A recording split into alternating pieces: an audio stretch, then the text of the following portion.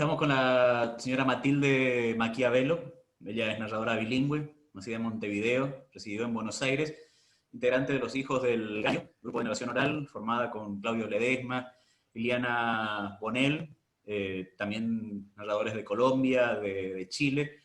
Participó de la Feria Internacional del Libro, también del libro de la Feria del Libro Infantil. Además, en Cuba tuvo varias participaciones, donde obtuvo un premio, ganó el concurso de cuentos de humor, diseña y dicta talleres de narración usando herramientas de programación neurolingüística. En el 2014 viaja por primera vez a Estados Unidos en el Festival de Narración de Texas, visita Nueva México y realiza una performance con Regina Res, ganadora del reconocimiento de la narración oral por parte de la Red Nacional de Narradores en el 2014. Participa en Celebration en Albuquerque, de este evento que se realiza mundialmente. Muy agradecido de que esté con nosotros, con la disculpa del caso del sistema de internet, pero vamos a ir avanzando en la charla. ¿Cómo le va, señora Matilde? Buenas noches. ¿Qué tal, Alberto? ¿Cómo estás? Buenas noches para ti, buenas tardes para mí. Acá son apenas las 5:05. Voy a hacer una sola corrección. El grupo que formamos a partir del taller que tomamos con Claudio Ledesma se llamó Las Hijas del Gallo.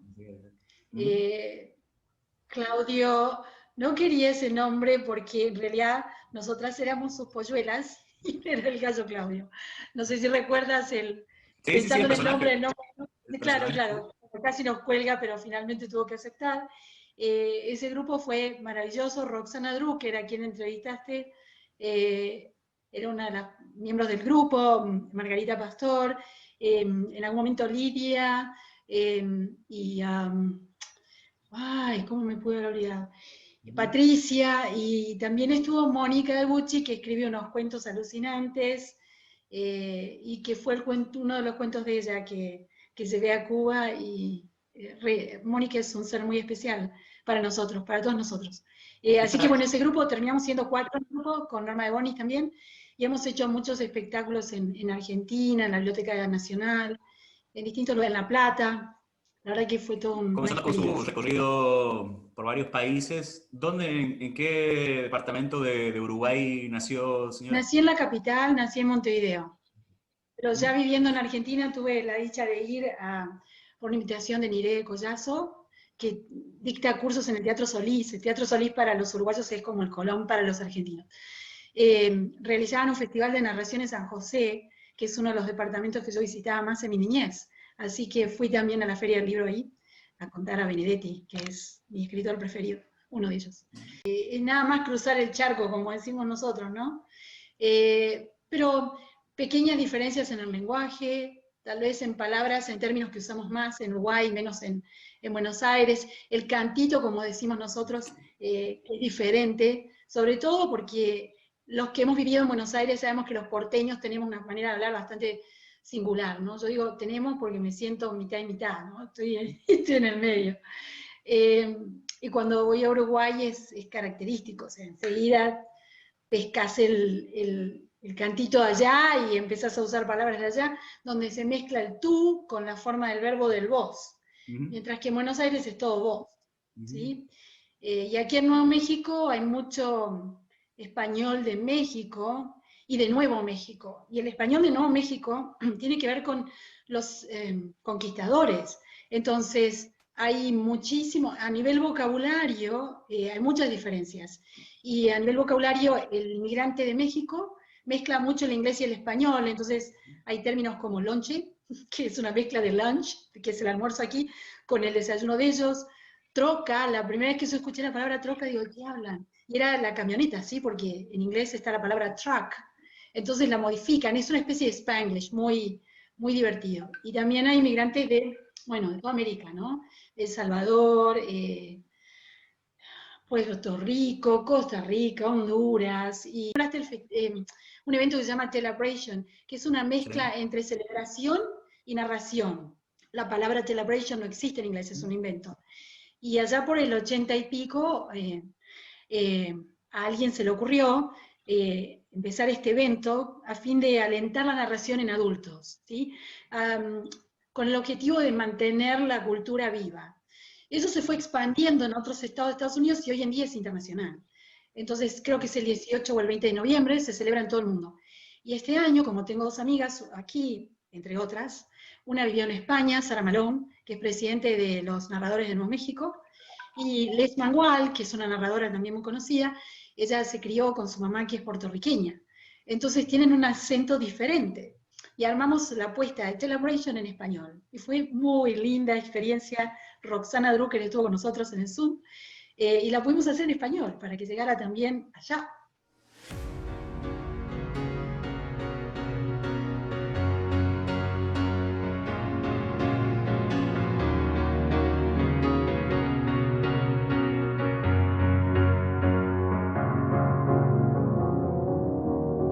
You're a sky full of stars. I'm gonna give. De hecho, a iniciativa de Regina Reces es una querida amiga mía, leyó un artículo en el New York Times donde explicaba, hacía una estadística, y Nuevo México es uno de los estados que tiene un porcentaje más alto de pobreza y de hambre en los niños. Entonces sentimos que había que hacer algo, nos pusimos a hablar y organizamos un evento, todo es en Zoom ahora, ¿verdad? No podemos hacer nada en vivo todavía, ya volveremos. Y se organizó un evento que se llamó Nourish New Mexico, que quiere decir, nourish es como alimentar, pero va más allá de la comida, ¿sí? Tiene que ver con la comida y algo más, desde el espíritu y desde ahí. Y lo hicimos en conjunción con un pastor de una de las iglesias presbiterianas, así que pudo correr la voz hacia toda su comunidad, y con el presidente de una asociación que se llama Albuquerque Heading Home, que trabajan con gente que vive en la calle, gente que está sin vivienda, que no tiene trabajo, y entonces los rescatan, les consiguen una vivienda digna. Algunos de ellos son muy difíciles de recuperar a nivel de salud porque están en estado muy, muy débil, ¿sí? Pero todo lo recaudado ese día fue para esa asociación. Él estuvo incluso contando una de las experiencias que fue como muy intensa, muy, muy intensa, pero de alguien a quien pudieron ayudar, tuvo varios meses de vida digna, aunque no pudieron salvarlo, ¿no? Y bueno, todos los relatos de ese día tenían que ver con diferentes experiencias de comidas. Algunos eran relatos reales, como el que contó Regina, que siempre veía a una señora que vivía en la calle, y bueno, fue una historia muy linda. Yo conté una que tiene que ver con una leyenda de África. La verdad que todas nos llegaban al corazón y es una mínima contribución desde lo que podemos hacer, ¿no? Dentro de la labor suya está el de profesora de inglés, y a partir de ahí también, y obviamente de su vida en los Estados Unidos, lleva adelante narraciones en los dos idiomas. ¿Cómo hace digamos, el pasaje de textos en español a inglés? ¿Los traduce al revés? ¿Los crea usted? ¿Cómo es ese proceso? Bien. Todo un trabajo, porque la idea es mantener la esencia del cuento. Cuando yo estaba en Buenos Aires y daba clases de inglés, llevaba a mis alumnos a ver teatro en inglés. Hay dos lugares que hacían, uno era el Centro de Cultura Inglesa, con excelentes actores, entonces los alumnos más avanzados podían ir a ver teatro en inglés. Teatro, muy buen teatro. Y después había otro teatro en San Isidro, entonces viajábamos con los chicos en una camioneta, eso, íbamos a ver teatro en inglés. Y luego, cuando empecé a hacer narración, con un viajero que encontré en Uruguay, en Punta del Diablo, que se quedó un tiempo en Buenos Aires, hicimos espectáculos en un lugar muy lindo, muy acogedor, en Villa del Parque, que es donde yo vivo cuando voy a Buenos Aires, con Charlie. Hacíamos espectáculos bilingües, hacíamos básicamente una vez por año, una vez por semana, perdón, una vez por mes cuentos en inglés y una vez por mes cuentos en español. En ese momento hacíamos cuentos de escritores muy conocidos, ya fallecidos, así que contábamos en inglés. Cuando vine para acá, pensé en la oportunidad de poder llevar poder traer acá y hacer conocer los cuentos de los narradores, de los escritores excelentes que hay en Argentina, sobre todo literatura para niños. Entonces ahí empecé a traducirlos. Y bueno, en realidad el cuento, los narradores pasamos el cuento por el cuerpo, ¿no? El cuento pasa por nosotros Y ahí sale, ¿no? Cada uno puede contar el mismo cuento de maneras tan diversas, ¿no? Hay tantas versiones como narradores. Lo más importante, y en esto Ana María Bobo insiste en sus talleres, de que hay palabras que son irrenunciables, hay palabras que tienen que estar en el cuento, y ahí es donde a veces se complica cuando haces la traducción, cómo encontrar ese término que transmita, o ese dicho, cuando hay algún dicho famoso, que se puede encontrar O algo. el sonido, la musicalidad de las palabras. Sí, bueno, Nati Santa Cruz, que estuvo en las Cuentos a Distancia, se quedó todo el espectáculo y le gustaba la musicalidad del inglés, aunque no entendía.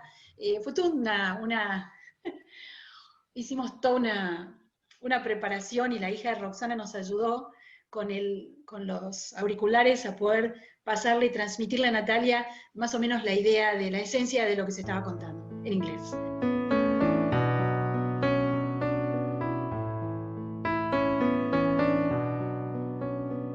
En realidad, a mí me gusta toda la literatura.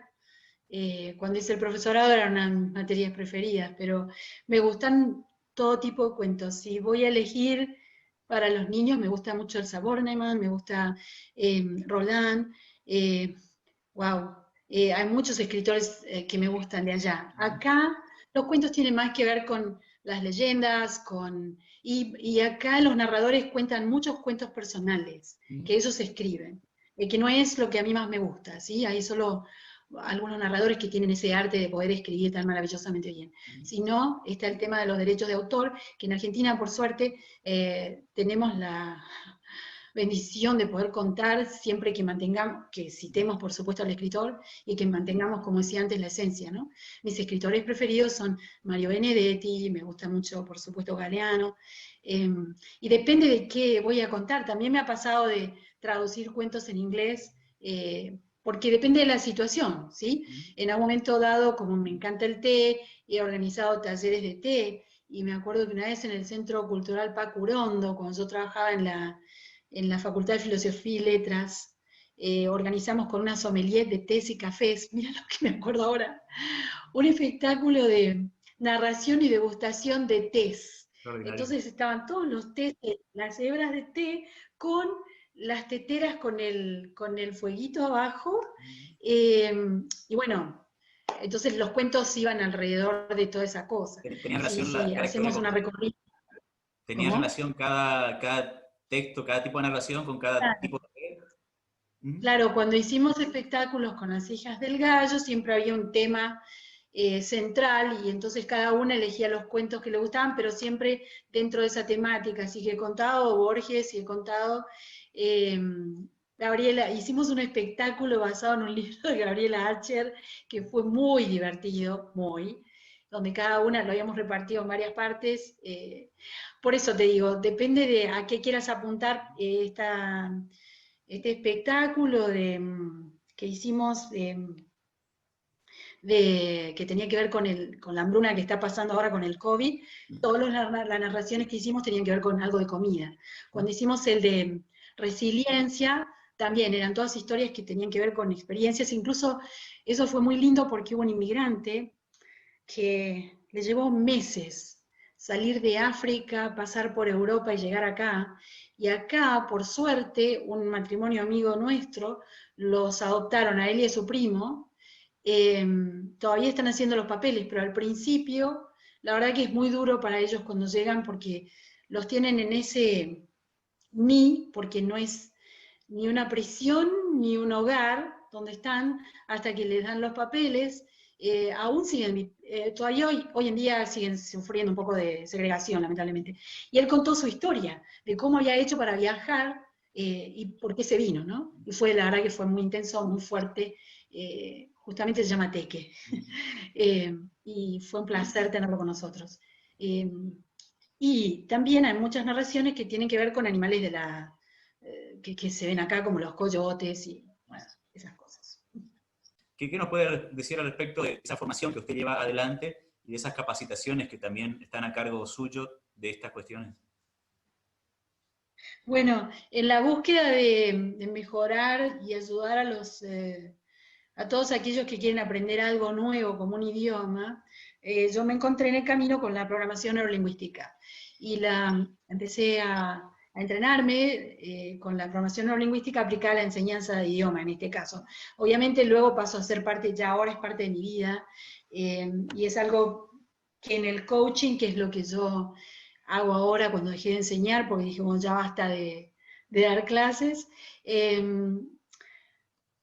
La programación neurolingüística nos da herramientas que nos permiten descubrir de qué forma, primero entender de qué forma yo absorbo mi realidad, ¿no? Y de esa manera puedo comprender, hay una frase de Korzybski que es muy famosa, que tiene que ver con que el mapa no es el territorio.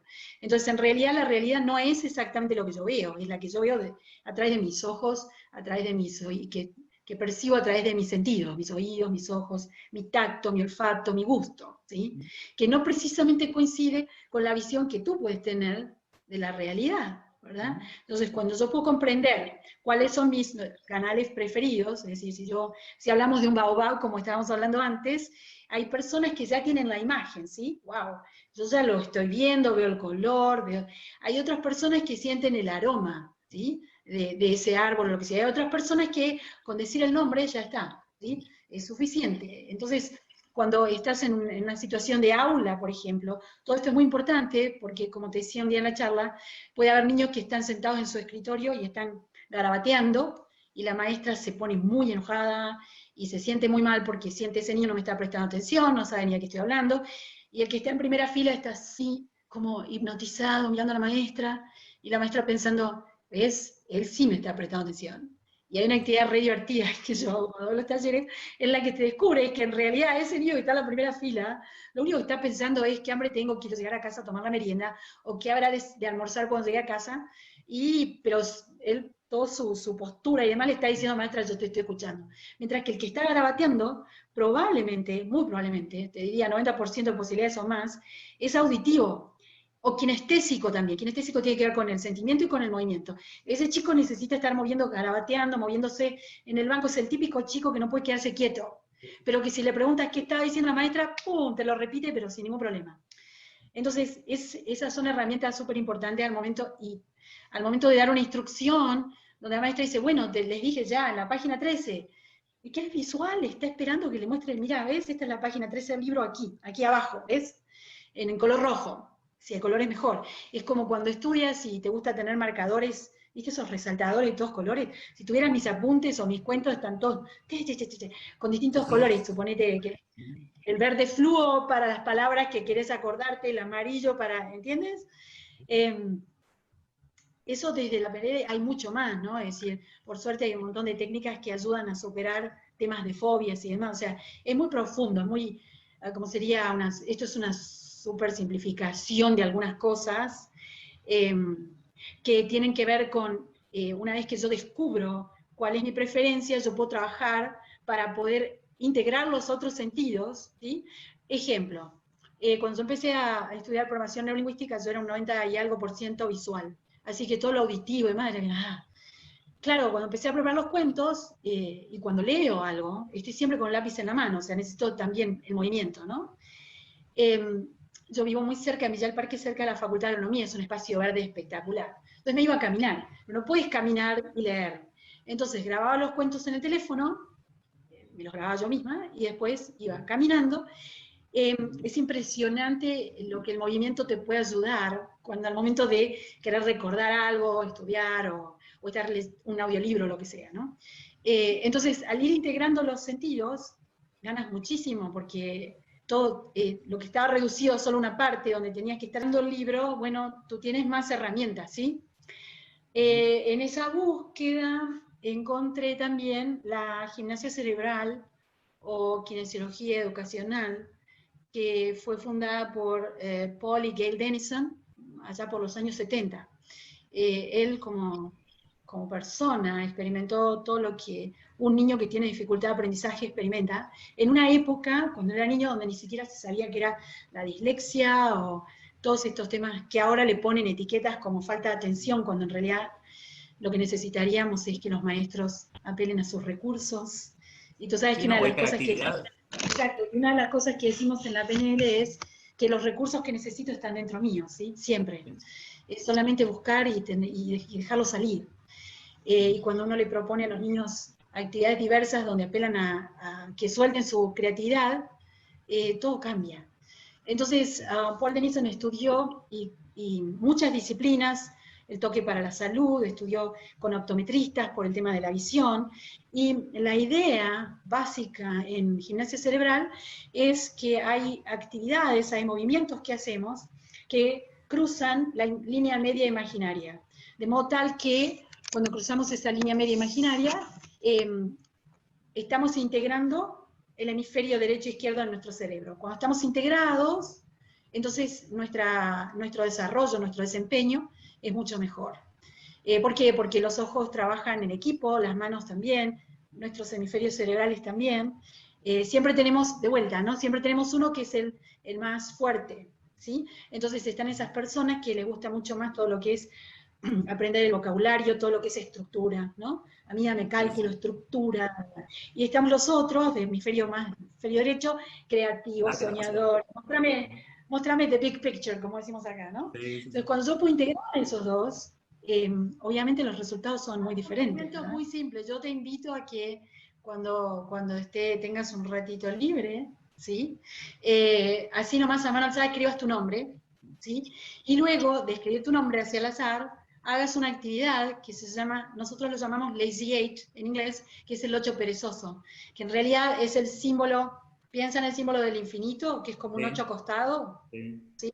Bueno, entonces esa se puede hacer en un papel con un lápiz, ¿sí? O se puede hacer en el aire mirando el dedo gordo. Entonces la idea es que lo que tú vas a hacer es dibujar el 8 perezoso, empiezas hacia arriba y hacia la izquierda, y tu cabeza no se mueve, solo tus ojos siguen el curso del dedo pulgar. Si yo lo voy a hacer poniéndolo un poco más para abajo para que veas cómo se mueven mis ojos. Entonces yo voy hacia arriba y dibujo el 8. Y mis ojos siguen la trayectoria del 8. ¿Sí? Esto lo puedo hacer con las dos. Si lo voy a hacer en escrito, lo hago primero con la mano con la que escribo, si sos diestro o si sos zurdo, y después con la otra, ¿sí? Y ahora resulta como, ¿cómo? Yo con la de izquierda no sé escribir. Sí, bueno, intentalo. Y luego vas con el otro, el otro dedo, ¿sí? Y luego los haces juntos, ¿sí? Lo que es muy divertido también, o sea, si lo haces con los dos, haces lo mismo, ¿sí? Cuando los niños están trabajando en conjunto, también puedes, o si tienes algún tema medio escabroso que hablar con alguna persona, qué sé yo, con tu hijo, con tu hija, la maestra con el chico, ponen las manos así, tú pones tus manos, yo pongo las mías, y juntos los ojos van mirando las manos y dibujamos el 8 perezoso, ¿sí?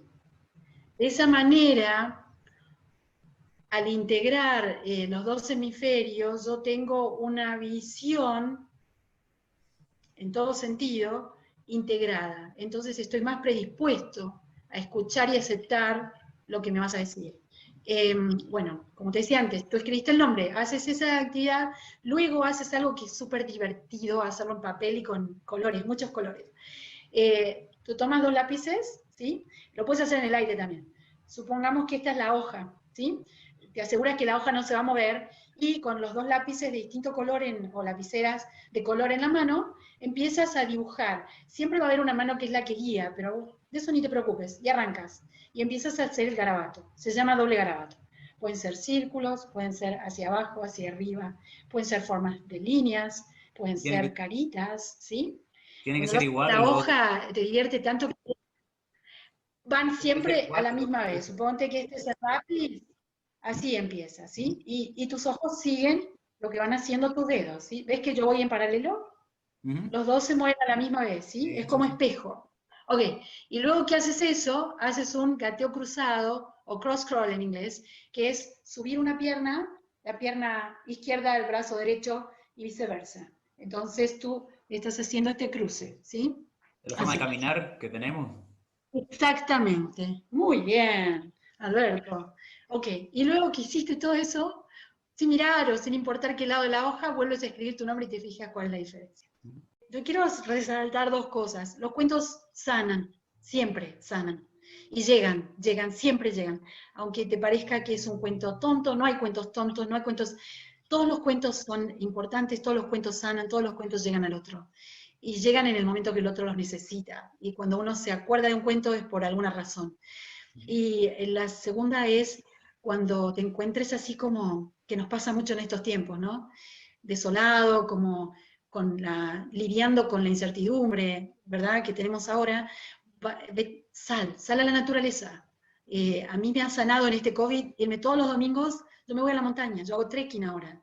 Y cuando empecé, me quedaba sin aire, tenía que parar, cada vez mejor, y llegamos a la cima, y el sentimiento de haber logrado algo, de llegar, y de cómo se despeja la cabeza, y cómo vuelves con un estado de relajación y de tranquilidad y de claridad mental, ¿verdad? Entonces, estas pequeñas cositas que hicimos de actividades, de estos movimientos de Brain Gym, ahora los tienen todos los que están mirando. Entonces ya son suyos, eso es lo que a mí me encanta, es como un regalo que le haces al otro, ¿sí? Ahora es un regalo, lo tienes, lo usas y lo disfrutas. Lo mismo los cuentos, siempre el espacio de hacerse uno mismo un espacio para un cuento, ¿no? O escribir. Y el salir a la naturaleza. Y tener en cuenta que, bueno, ok, si querés te cuento un cuento cortito. Por Que favor. tiene que ver, se llama, este tiene que ver, en realidad el que yo conozco viene del Perú, pero también he escuchado otras versiones aquí. Tú sabes, hay modificaciones muy pequeñas, pero la esencia es la misma. Este señor que vivía en esa ciudad era muy pobre, y su casita estaba al lado de una panadería.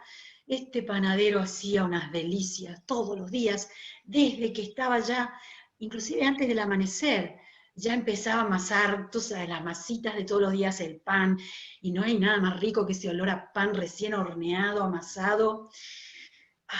Pero claro, el vecino era pobre y lo único que tenía era un pedazo de pan viejo. Entonces lo que hacía era sentarse, tú sabes, en el patio de su casa, y con el olor que venía de la panadería, ese aroma de pan recién horneado, era como que ese pan viejo que él tenía, que estaba ya todo feíto, bueno, para él el sabor de ese pan era, hablando de los sentidos, ¿no? El aroma de ese pan era como...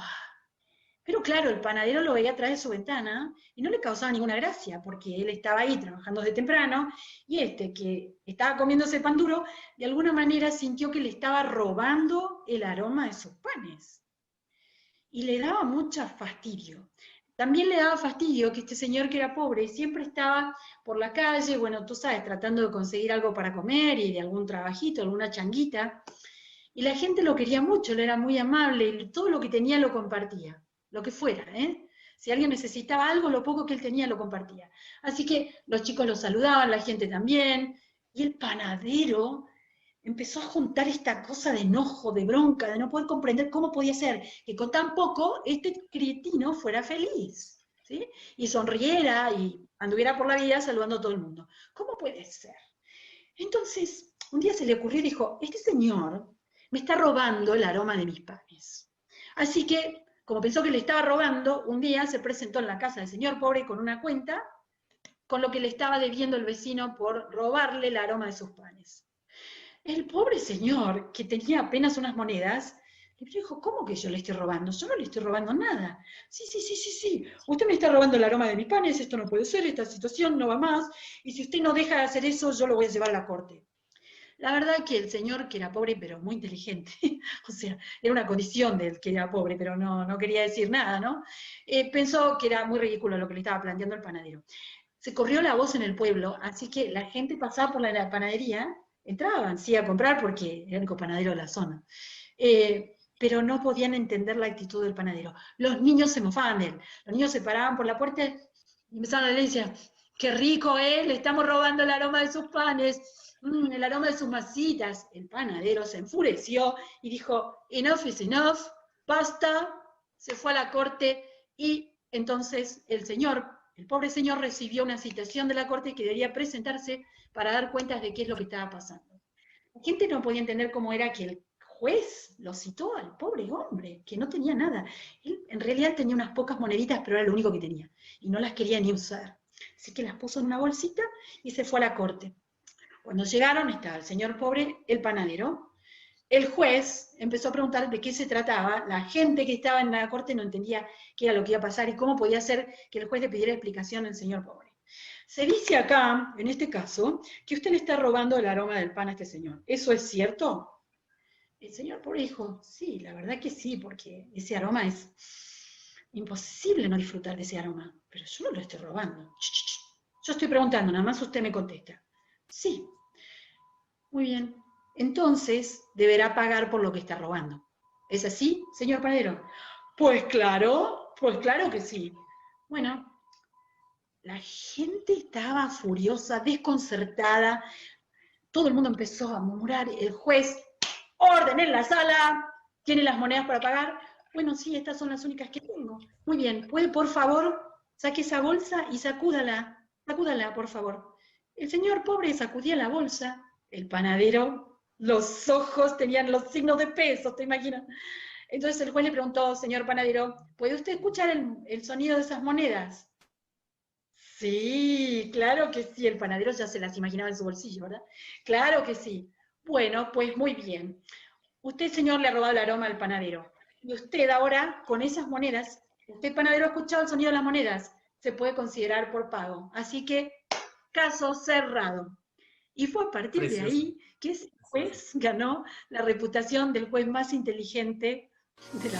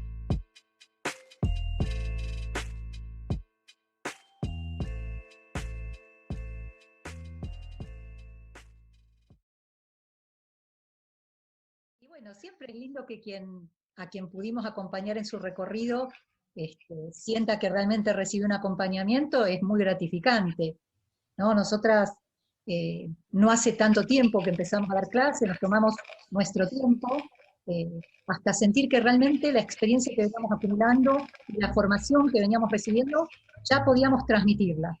Y la verdad que descubrimos que hay una frase que siempre escuchábamos y que pensábamos que era eso, que era simplemente una frase, pero que la hemos comprobado, y es que cuando uno enseña, aprende mucho más.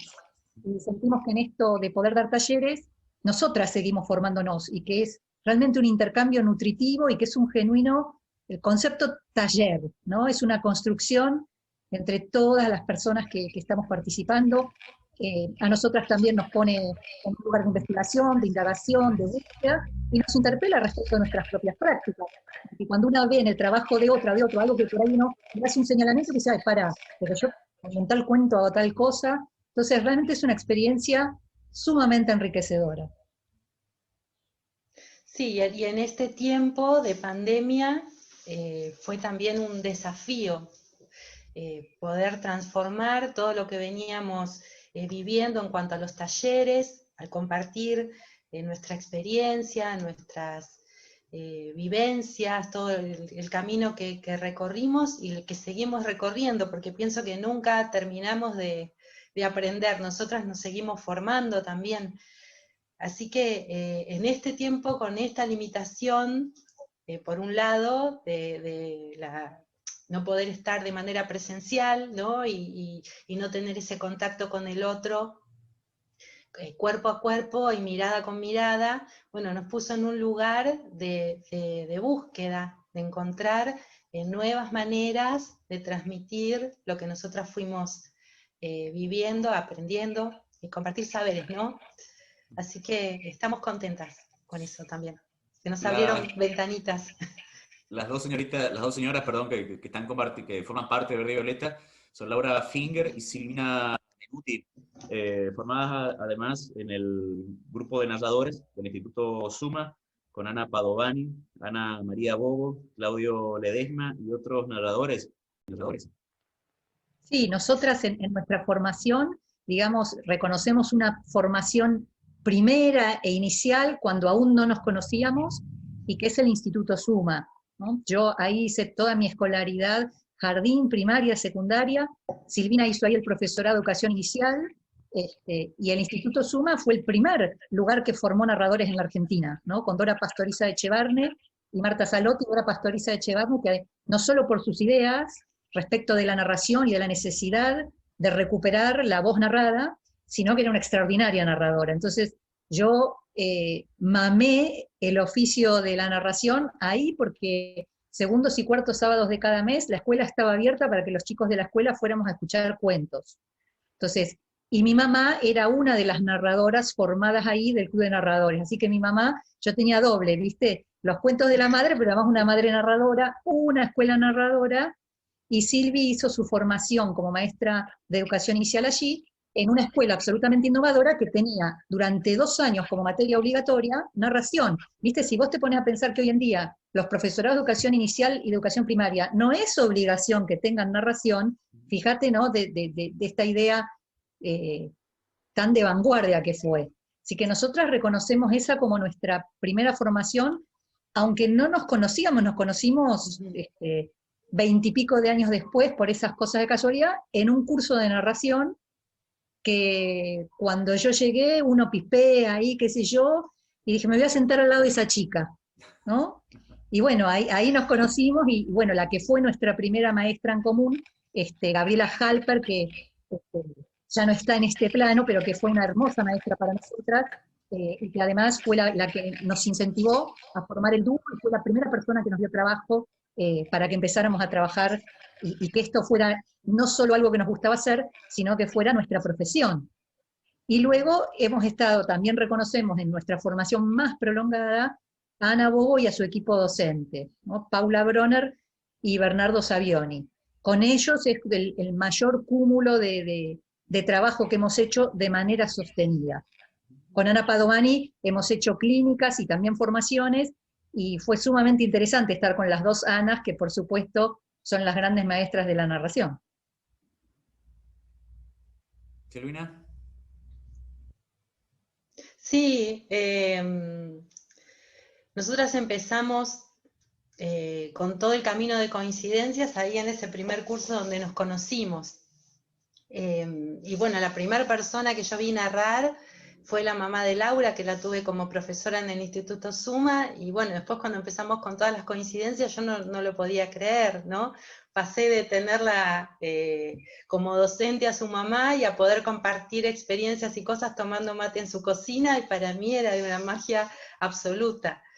Y bueno, en toda esa formación, nosotras después, cuando pudimos tomar la narración como modo de vida, ¿no? Toda la vida se te convierte en un cuento después, porque todo pasa por ahí y es un camino de ida el de la narración, y encontrás historias en todos lados, aparecen historias por todos lados, y tu cabeza está todo el tiempo en armonía y en sincronía con esa actividad, porque realmente la sentís profunda desde el corazón, y para nosotras es nuestra vida, ¿no? Querer formarnos de manera profesional hizo que decidamos tomar talleres juntas en distintas disciplinas, en teatro, en clown y también en narración. Yo había tomado algunos talleres con Claudio Ledesma por un tiempo, pero después cuando encaramos las dos juntas para formarnos con una misma mirada, bueno, seguimos muchos años con Ana María Bobo y con Ana Padovani. Y con esta base nuestra, que tiene que ver con la narración austera, con la mirada, el gesto, el ademán y la voz como única herramienta para contar las historias, ¿no? Dibujaba ventanas en todas partes, en los muros demasiado altos, en los muros demasiado bajos, en las paredes obtusas, en los rincones, en el aire y hasta en los techos. Dibujaba ventanas como si dibujara pájaros, en el piso, en las noches, en las miradas palpablemente sordas, en los alrededores de la muerte, en las tumbas, los árboles. Dibujaba ventanas hasta en las puertas, pero nunca dibujó una puerta. No quería entrar ni salir. Sabía que no se puede. Solamente quería ver, ver, ver. Dibujaba ventanas en todas partes, en todas partes, en todas partes.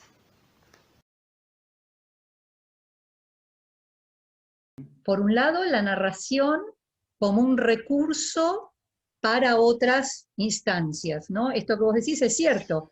Quienes aprenden a narrar desarrollan habilidades discursivas, la presencia frente a público, digamos, entendiendo a los alumnos quizá como el público, ¿no? Eso por un lado, la narración como una herramienta para. Pero por otro lado, la narración como un hecho en sí mismo, ¿no? Como con la posibilidad de generar ese espacio íntimo, ese vínculo, generar un encuentro estético, artístico y afectivo. La narración como una manera de preservar la oralidad, ¿no? La oralidad, la posibilidad de despertar en el otro la escucha, la imaginación, la creatividad, sin ningún otro objetivo pedagógico, ¿no? Por eso te digo, la narración como herramienta, como un elemento más para introducir otras áreas, pero la narración como la obra del cuento en sí misma también, ¿no? Cuando vos decías lo de la universidad, a mí ahí se me cortó un poquito. Sí, Nosotras, no sé si te referías a eso, así que me mando, por ahí no era eso. Sí. Nosotros en el año 2019 el Instituto Summa abrió el primer postítulo de narración, y un postítulo de nivel superior, una especialización docente en narración oral, ¿no? Y que nosotras dos y los narradores Juan Tapia y Manuel de la Serna, ambos fueron parte del Viaje de Felipe, un grupo de narradores varones que trabajaron juntos durante 10 años. Nosotros 4 somos los docentes del postítulo, que este año, por circunstancias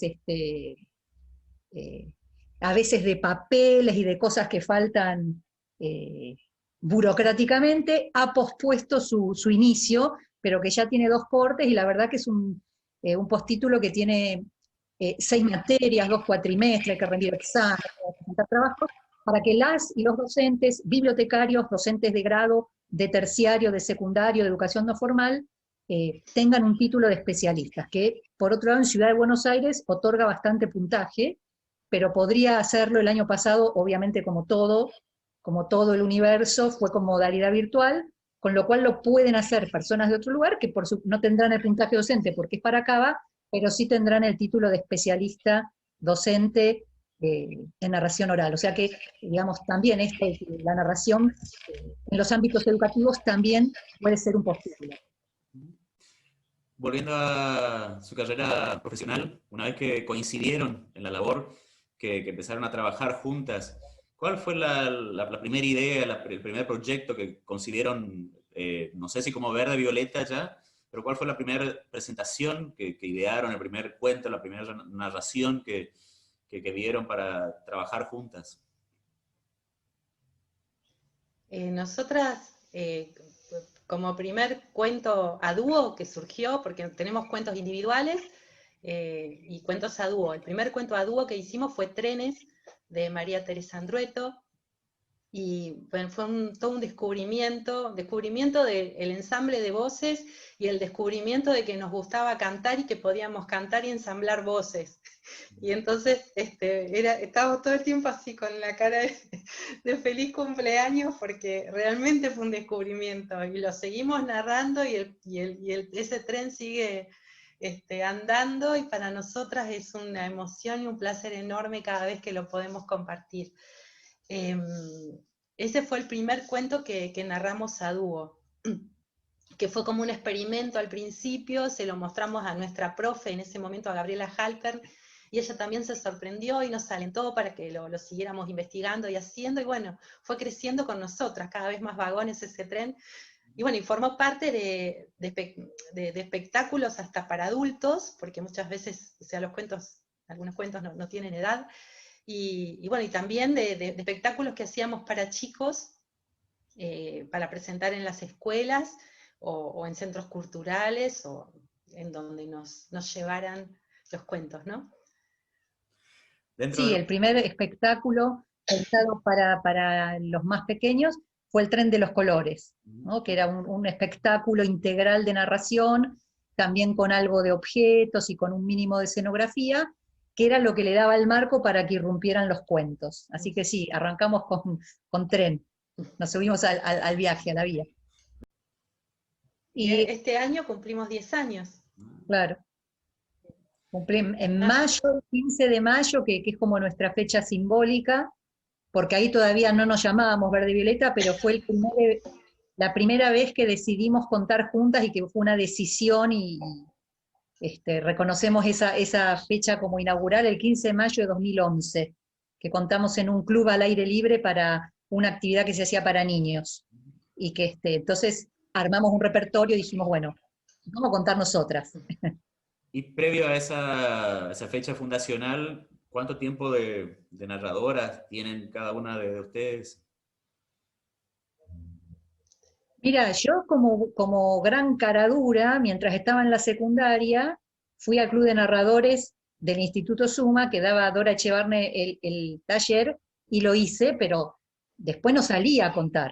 Después cuando, digamos, tuve mis hijos, sí iba a la escuela de los chicos a contar, sin haber hecho una formación formal de narradora, por esto que te digo también que yo siento que lo heredé. Pero empezar a contar formalmente fue cuando terminamos el taller en el 2010 con Gabriela Halper, y ahí formamos con 5 compañeras y compañeros más de ese mismo taller, un grupo iniciático que se llamaba Contar con Voz con Z, éramos 7, y que entonces como el espacio en el que ensayábamos nos lo prestaban, nosotros a cambio éramos, digamos, narradoras y narradores voluntarios de actividades que programaba esa biblioteca. Entonces por ahí íbamos a un jardín, a una escuela, a un parque, cuando nos pedían, porque ellos nos facilitaban el espacio. De este grupo, que éramos 7, después fuimos 5, para una presentación que hicimos con ese grupo, fue que nosotras se nos ocurrió contar trenes, y ahí nos dimos cuenta de la cosa del ensamble, y ya en el 2011, esta primera contada juntas, y que nuestra profe nos empezó a derivar trabajo. Y también esta sensación de que dentro de este grupo, nosotras teníamos el deseo, la necesidad de convertirlo en una profesión, que no fuera esto recreativo con lo cual habíamos empezado, porque cada una fue porque le gustaba y por, digamos, como cuando por ahí se te ocurrió ir a estudiar guitarra, o ir a estudiar canto, habíamos ido a estudiar narración, pero rápidamente sentimos, primero que entre las dos había algo que se estaba gestando más allá de lo personal en lo artístico, y sentíamos que teníamos que pegar el volantazo y orientar nuestras vidas y nuestras vocaciones para transformarlo en algo profesional. Silvina, ¿usted?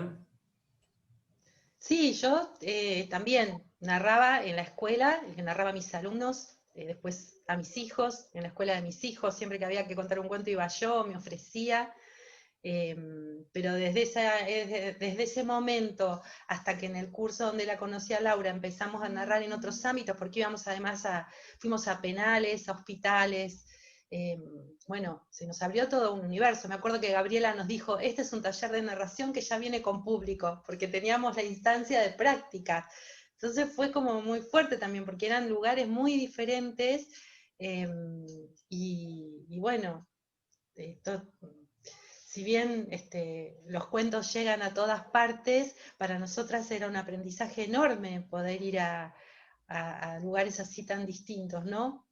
Muy cuidadas, siempre nos sentimos muy cuidadas, porque uno no puede largarse así de golpe, hacer un curso y largarse así de golpe a contar un cuento, ni arriba de un escenario, ni en un lugar donde nunca fuiste y no tenés más o menos una idea de qué se trata. Entonces siempre sentimos que en ese sentido estábamos muy cuidadas, ¿no?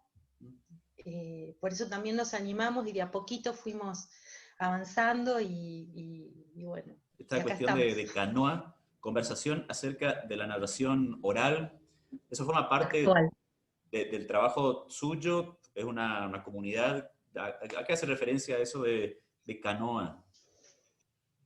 Esa es una actividad, digamos, por fuera de Verde Violeta, es una actividad que con la narradora Sasa Guadalupe y yo estamos llevando desde el año pasado, que bueno, nuevamente en este tiempo de pandemia, de encierro, con las compañeras, con las colegas que teníamos más cercanía, bueno, la virtualidad nos permitía seguir estando en contacto y bueno, con Sasa teníamos muchas charlas respecto de esto, del oficio, de las diferentes realidades, de las diferentes cuestiones que conforman el oficio, y bueno, surgió la idea de que estas conversaciones trascendieran esos WhatsApp que nos mandábamos y poder abrirla.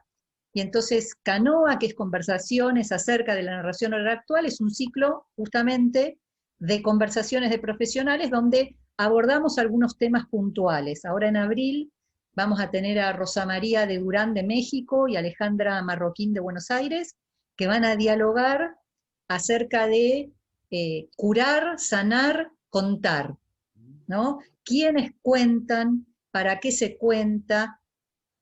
¿Hay sanación al contar? ¿De qué sanación estamos hablando? Esa va a ser una de las charlas que está prevista. Y después están lo que es las derivaciones de la canoa, que son jornadas de formación. Ahí ya son módulos de 6 horas, con grandes especialistas especialmente en simbología en los cuentos. Ya la tuvimos a Ana Griot, lo tuvimos a Yoshi de Japón, tuvimos a Clarabel Loaiza de Bolivia, y ahora repite Ana Griot. Bueno, todo eso, si se meten ahí en las redes van a tener la info, pero bueno, tiene que ver con esto también, ¿no? Entender la narración como una profesión, como un oficio, que como toda práctica debe reflexionar acerca de su hacer. Debe reflexionar acerca de su hacer.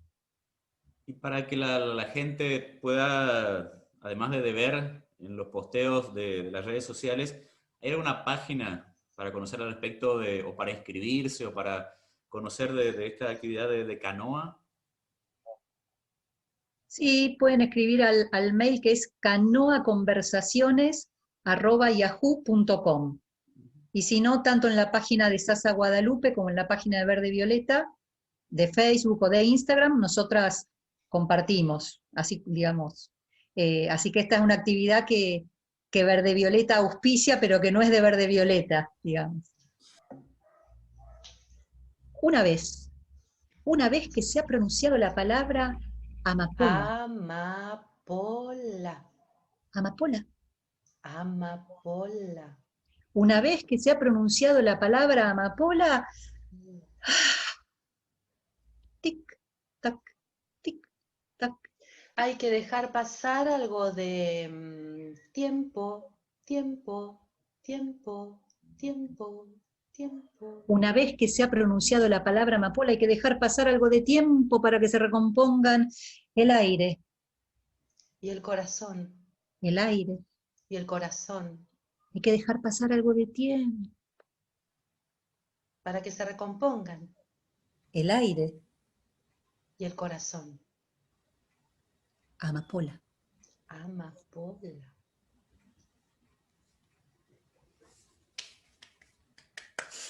Precioso. Gracias por la enorme generosidad. Gracias por participar del programa. Y no sé si quisieran compartir una invitación, ya sea para talleres, para esta actividad que van a realizar dentro de pocos minutos nomás, cosa que agradezco mucho la enorme deferencia suya. Si quieren realizar la invitación, lo escuchamos. Sí, que nos pueden escuchar en la radio en la silla y la mariposa por www.bichosraros.com.ar. Ahí tienen que buscar donde diga escuchar online y ahí cliquean. Sale los jueves a las 20 y se repite los martes a las 11. Y toda información de nuestros talleres, ahora está por arrancar un nuevo sabor de la ciruela en abril, va a ser los martes de 18 a 20:30. Empieza el 13. Empieza el 13 de abril. Toda la info la pueden ir rastreando en el Facebook o el Instagram, que se llama igual que nosotras. Verde Violeta, todo junto, Bueno. cuento separado. Nombre y apellido.